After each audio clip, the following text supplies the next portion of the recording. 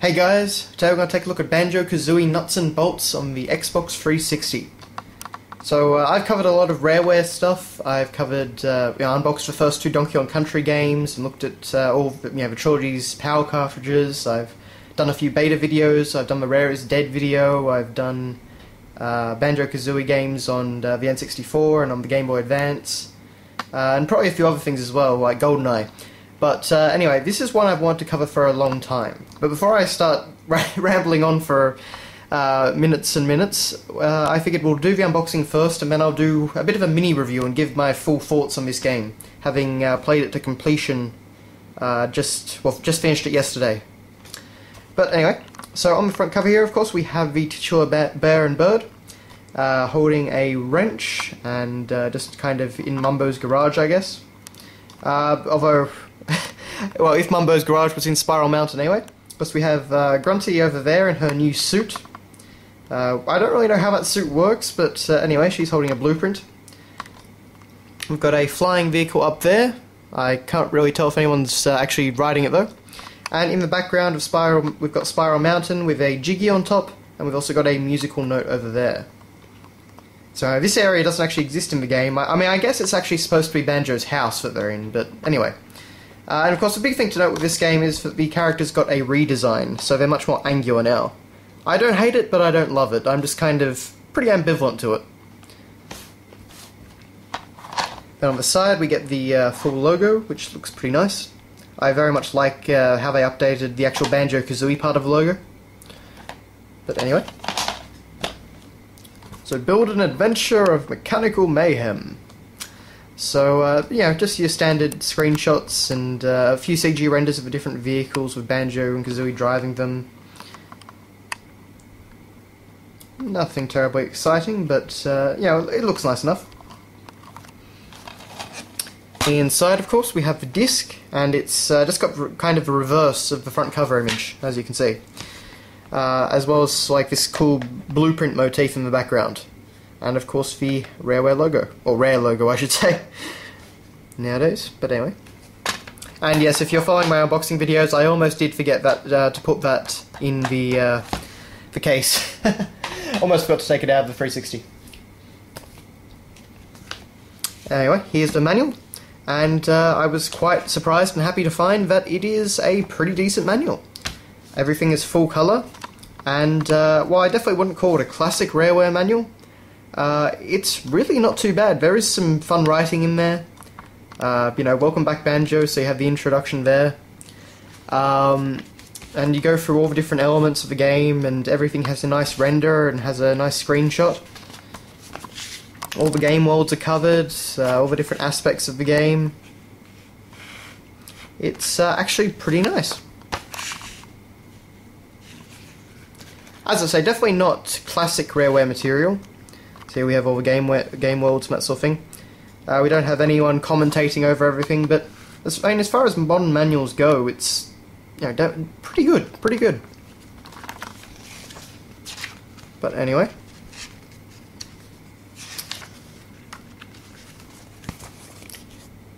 And then at the end, of course, we have, oh, and welcome back to you too, Kazooie. Didn't mean to snub you, sorry. But anyway, so, yeah, not classic Rareware writing there, but not bad. But what we also do get, which was the big surprise, is this. We actually get a full poster with all the different, basically all the different characters from the game. Including, mainly all the old ones. Because Red didn't really create too many new characters, they just kind of reused the same ones over and over again. A point which Kazooie likes to make fun of, but anyway. So of course down here we have the bear and bird, and we note that even though Kazooie has lost all her powers, she's gained a wrench, and she also retains her feathers, beak, wings, and other general bird-like properties. So lots of stuff like that. It's a fun little read. It's nice seeing all the CG renders of the characters. There's Humber over there, who looks, in my opinion, quite different to the N64 game. But anyway. We have Klungo over there. And, of course, we note, Klungo decided discretion is the better part of valor. We're not too sure what that means, but we do know that he's no longer working for Grunty. Finally. And there's other stuff like Jolly Roger became Jolly Dodger. So, he used to be called Roger, and while he's still jolly, he's now dodgy, selling black market jiggies to anyone who can afford his prices. And that's kind of fun in the game, because he has all these different named jiggies, and he comes up with, you know, just all these fake marketing things to try and sell them to you. And then on the other side, we actually have this thing called Mumbo's Motor Workshop. And we get renders of a whole lot of different vehicles, and we also get some more, well, basically some more manual about editing a vehicle. So anyway, it's a very nice little addition to the package, and not something that you normally see nowadays, so good on Rare.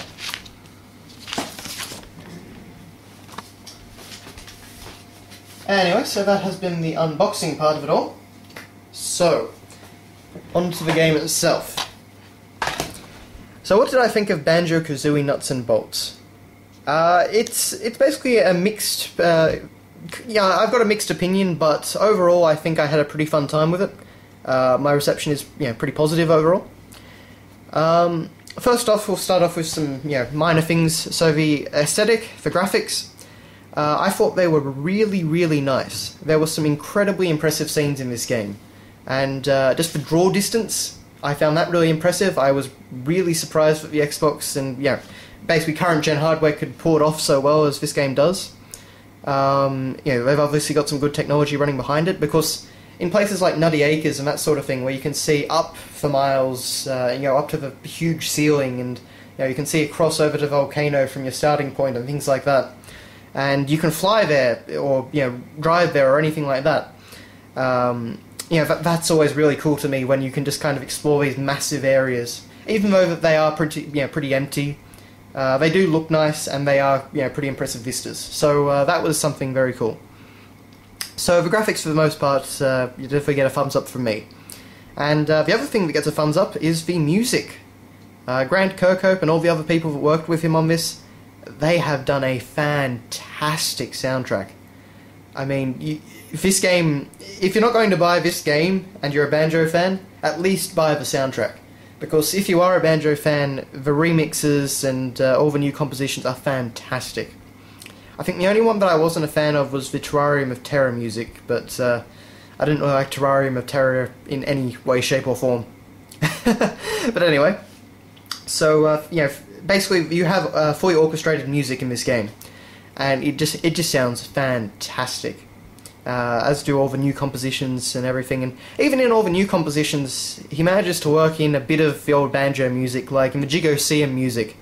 You have all these different kind of sports medleys fused together, and you also have Hailfire Peak's Lava Side in there.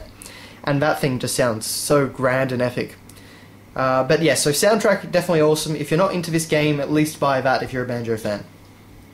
But anyway, so then of course we have the story and writing and all that sort of thing. And I was pretty disappointed in the story and writing to some degree.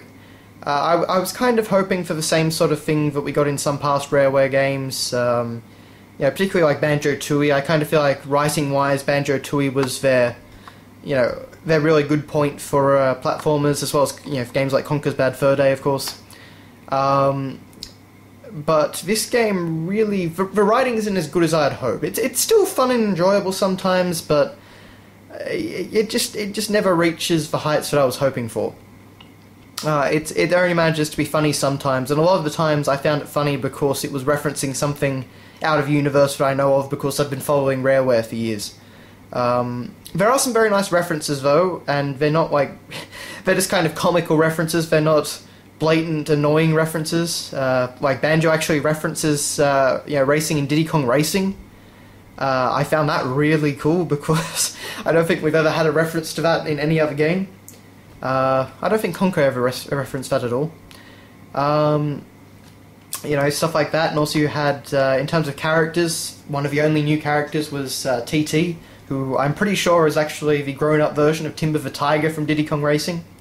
And he serves the same function, basically, as, TT, the time trial clock from Diddy Kong Racing. So I love the references to that sort of stuff as well, because, I didn't really expect to get that in a modern Rareware game. Or Rare game. I should really need to stop saying Rareware. But anyway, so I think the only other thing to really say is I think they could have used a lot more characters.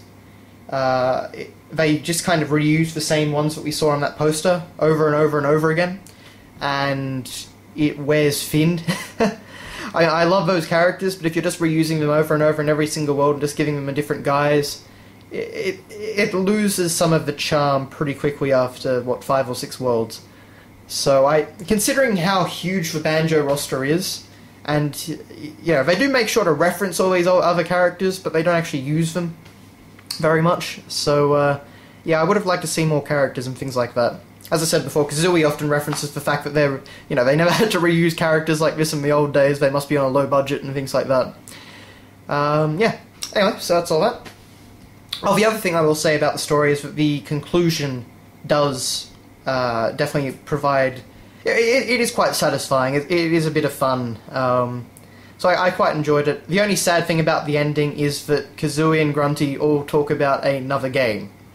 And I'm pretty sure at this point that's never going to happen. And that makes me sad. Anyway, okay, on to the gameplay. So, the main thing about this game is that you're building and using vehicles to complete in missions inside game worlds. And so the structure is basically you enter a game world, you find a mission marker where one of the characters is, like Quango or something like that, and you accept the mission, you play through the mission with a created vehicle or a blueprint vehicle that you've bought or made, and then you get a Jiggy, and then that Jiggy then of course unlocks more stages in each world, or more worlds as it would be. So it's your unlocking stuff and all that. It's your pretty standard Banjo formula. It's just you're using vehicles to do everything and to traverse the world.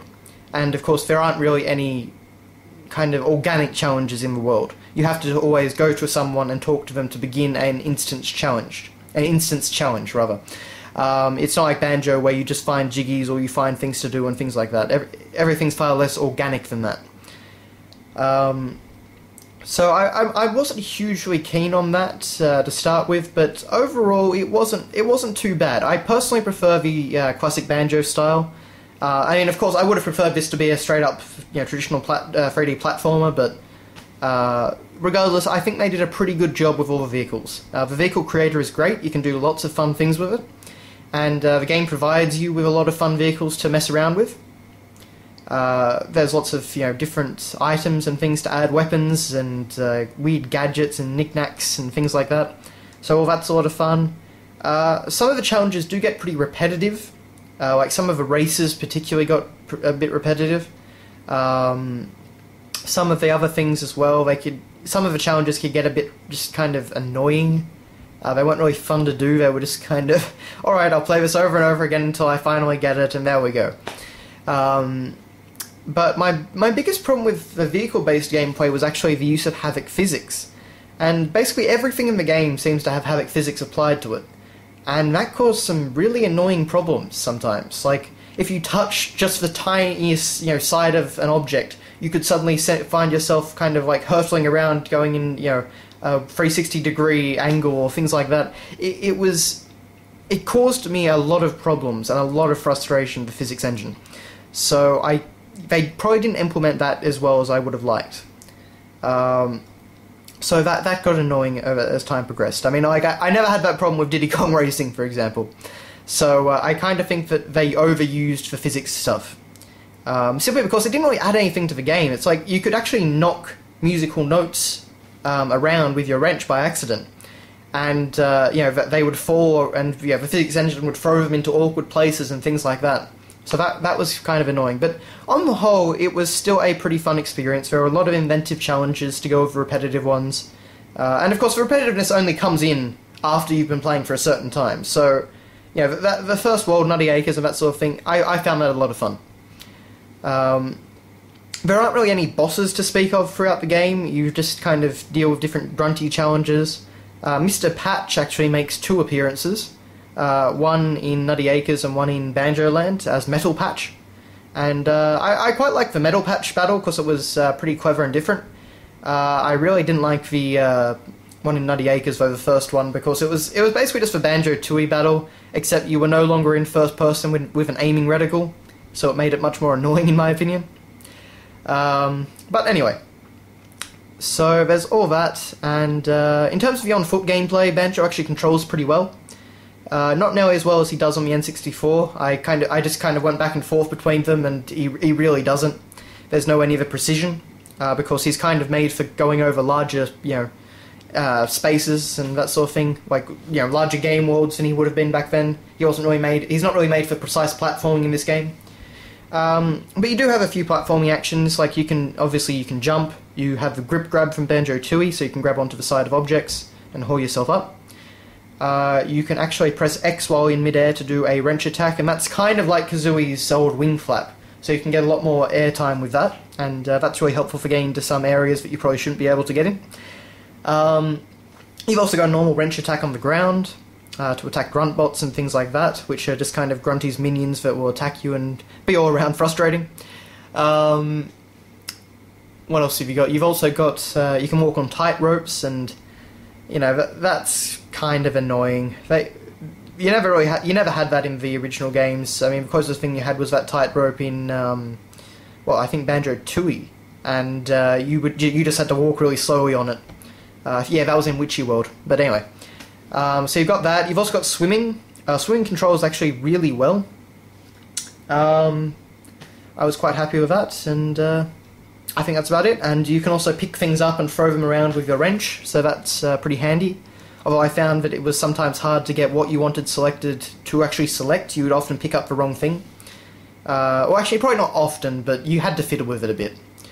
So that was a bit frustrating. But anyway, in terms of the game's worlds themselves, some of them are quite good. I really liked Nutty Acres, I really liked Banjo Land, I really liked the Gigoseum, and of course I absolutely adored Spiral Mountain, but we'll get to that in a moment. And but the other two levels, Logbox 720, and I did love Logbox 720's references, because you have all these different Rareware game discs, including like the original Banjo and Grab by the Ghoulies and stuff like that. So that was kind of fun, and Rare have written little messages around them. So that was pretty fun. But and the other one was Triarium of Terror, which I mentioned before. Those two I really didn't like, because I felt like you need a lot of space for these vehicles, and they were kind of very more enclosed areas with very kind of confusing layouts. So I just really didn't enjoy playing them or exploring them or anything like that. So yeah, those were my only complaints there. But 4 out of 6 levels I did like, so there you go. And of course, Showdown Town, the hub itself, that was a fantastic area. That was mainly where you kind of use more of a mix of your trolley cart, which you've got to use in Showdown Town, which just has a few different additions, like power-ups as you go through the game. But it's also mainly a kind of like a platforming area. So you end up walking around a lot in Showdown Town. And I really enjoyed the area. It was really, really well designed, and yeah, it was just a lot of fun to explore. There were lots of nooks and crannies, and you can even find the stop and swap items, sort of, painted around the town, just to mock you. But anyway, so that's all the game was. As I said before about Spiral Mountain, let's talk a bit about that. I'm starting to lose my voice a bit. Spiral Mountain was fantastic. Basically for about half an hour, I just walked around Spiral Mountain and flew around in my plane and things like that. It was amazing what they had created. Because not only did they perfectly replicate every single area, from Banjo-Kazooie, and with all the changes from Banjo-Tooie. Like you had the places where you found the N64 cartridges, their metal grates and things like that were blasted wide open and the remnants were still there. So stuff like that. So all that was still there, Bottle's Molehill was still there, but they also actually kind of expanded it, because you could actually run around on the hills above Spiral Mountain, and you could actually fly up to the top and go on to Grunty's giant stone head, like the very top of that statue where you fought Grunty in Banjo-Kazooie. You could fly all the way up there and jump off there, and it was just a really cool sandbox experience. And for me, just seeing that as a Banjo-Kazooie fan, that really kind of made it all worth it. Just seeing such an amazing... what they could do with a modern Banjo-Kazooie classic-style game Yeah, it's really exciting to see that. But of course, we're probably never going to see another game, so it doesn't matter. But to me, that combined with just seeing these characters again, and also the amazing soundtrack and the nice visuals, it made it worthwhile. I mean, I picked this up for $10. So it was definitely a worthwhile purchase, and it was definitely enjoyable to play through for the most part. There's a lot of content in the game. I mean, there's 131 jiggies, which is more than any other Banjo game.